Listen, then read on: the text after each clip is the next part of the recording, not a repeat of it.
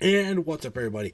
I'm back with another video game review, and today we are in another mega game review video. If you haven't seen the Mario ones that I did for the classic Mario games and the new Super Mario games, or the newer games, or you didn't see my Sonic one, basically, what we're going to do in this video is I'm going to review 6 games in one video. And today, if you saw the title, it is the Mega Man Legacy Collection, which includes the first 6 Mega Man games released on, I think all of them were released on the NES, between 1987 and like 1992, I think it was. Could be wrong, but I think that's what it is. And these are... The reason why I'm doing all 6 of these at once is because they were grouped in the same collection, and also because I just didn't see enough differences between the games to review them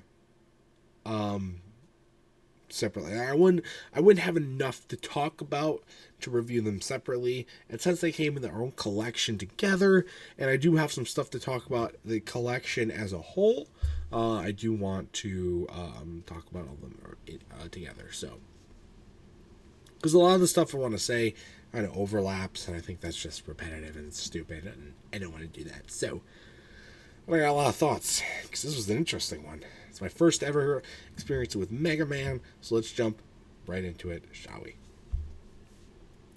So what I'm going to do first is I'm going to talk about the individual games, all 6 of them, and then I'm going to talk about some stuff about the collection as a whole, give my overall thoughts about the Mega Man franchise that I've gotten experience with so far. So,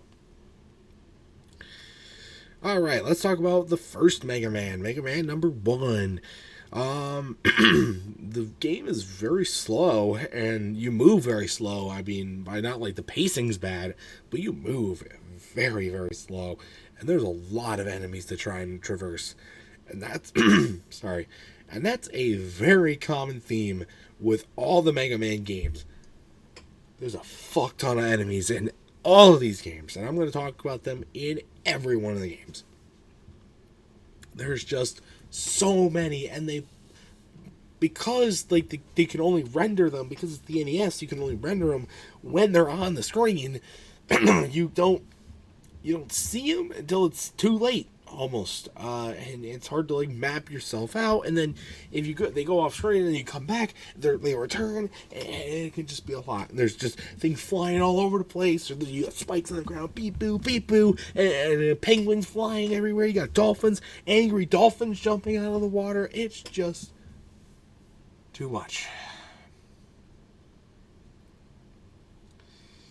Too much. I can't do it. I cannot. It's annoying. It's also very hard to time the jumps. You have to be super, super specific with your jumps. Everything about them.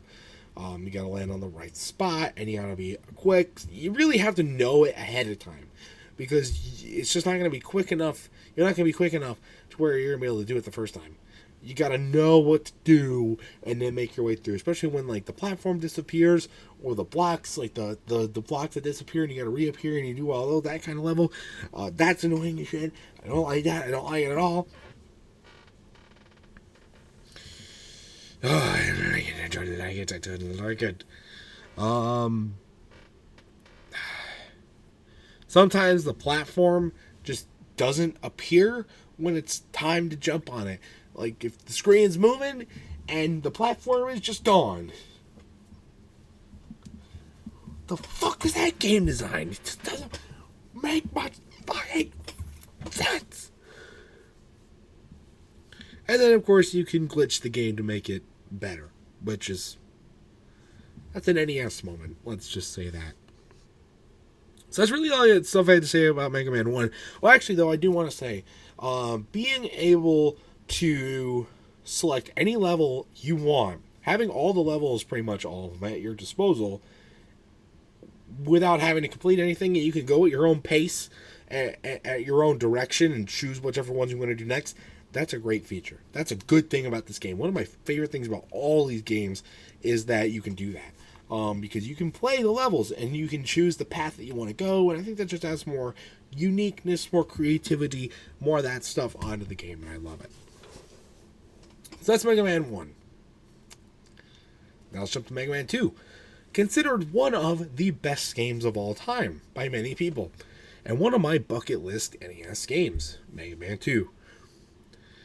A lot of the stuff that I'm going to, as I said, Mega Man 1, climb over to Mega Man 2. They do make it a little bit faster so that you can do a little more stuff, which is good. Still very hard to time the jumps, though. There's not as much problem with the platforms not appearing. They definitely fixed a lot of the mechanical issues with Mega Man 1 for sure. Another big thing that they did was upgrade the level designs. I think they're really cool looking, which is really, really, really good. So I like that. And, I talked about they fixed a lot of the technical problems with the game. They also upgraded the graphics, which is, you want that, and that's always good. I'm glad they did that. It was really, really nice. But still way too many fucking enemies. God, still way too many enemies. You select every level that you want to do. That's good. They brought that back. Love that. I'm glad they kept that around. But still way too many fucking enemies. And then we got Mega Man 3. What a clever name. The Hard One. That's what you wanted to name your level? The Hard One. Surprisingly, it's not the hardest level that I played in the games. In fact, it was not even close. Weird. In Mega Man 3, they try to make it more of a side-scroller. I guess you can consider all 6 of these games side-scrollers because none of them are 3D.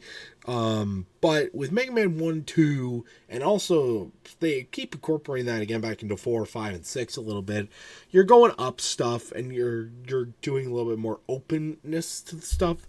But Mega Man 3 is where it really, really feels like a side-scroller again.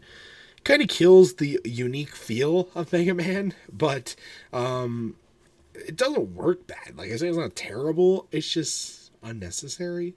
Maybe just kind of something like, oh, we were needing a deadline because everybody likes this game for some reason. Side scroller, so much easier to develop.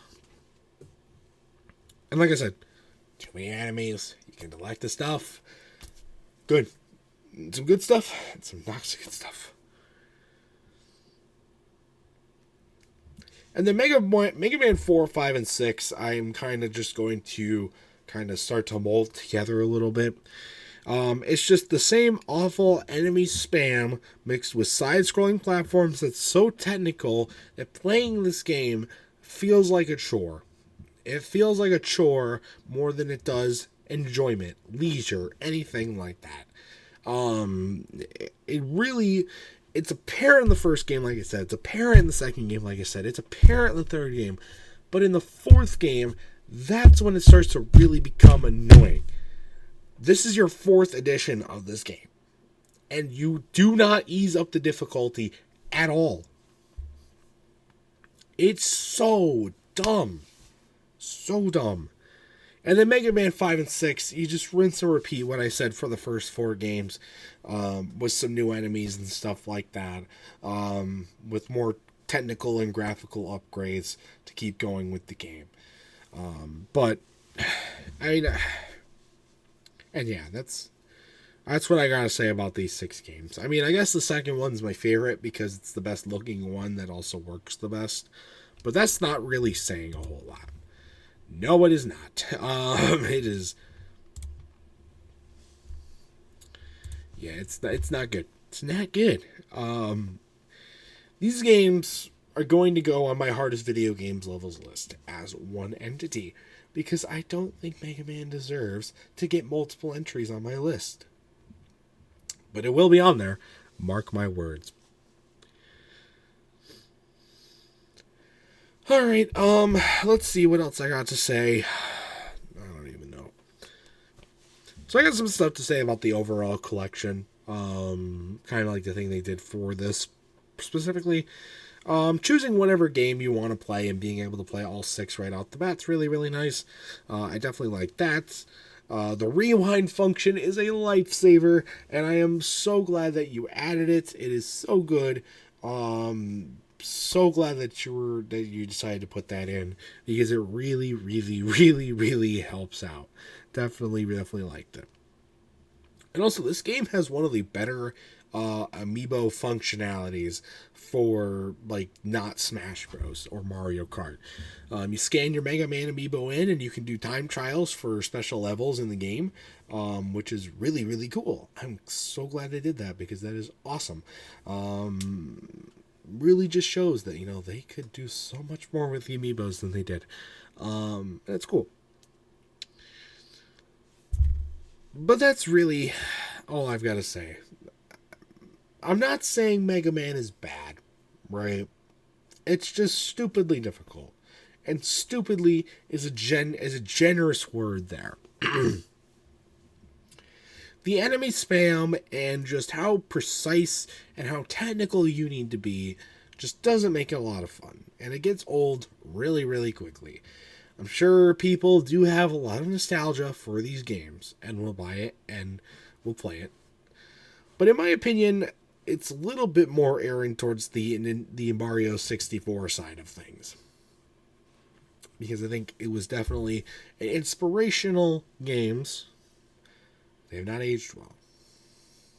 That's the best way I could possibly put it. The nicest way I could possibly put it, as I can say. These games are not fun. Not fun at all. I guess if you want to give me scores, here we go. Mega Man 1, 5. Mega Man 2, I'll give a 6. Mega Man 3, I'll give a 4. Mega Man 4, 5, and 6, I'll give a 3. I mean, I just don't like them. I don't like them at all. There's a lot more Mega Man games out there. I don't know if I'm really itching to play them anymore. Mega Man 2 was the only one that was really, like, on my list to play. And the other 5 were just kind of bonus. I just threw them in. So, it's pretty nice. But I want to hear your thoughts now. What are your thoughts on these games? On the original systems, are they better than the Legacy Collection that I played? Am I being too harsh? Am I on the dot? What do you have to say, guys? I want to know in the comment section down below. So that's going to do it for this game review. Like I said, give me your thoughts. And that's going to do it for this video. This mega review and this video. Stay tuned for much more amazing content, including more game reviews and other awesome stuff. Until next time, see you guys later. Goodbye.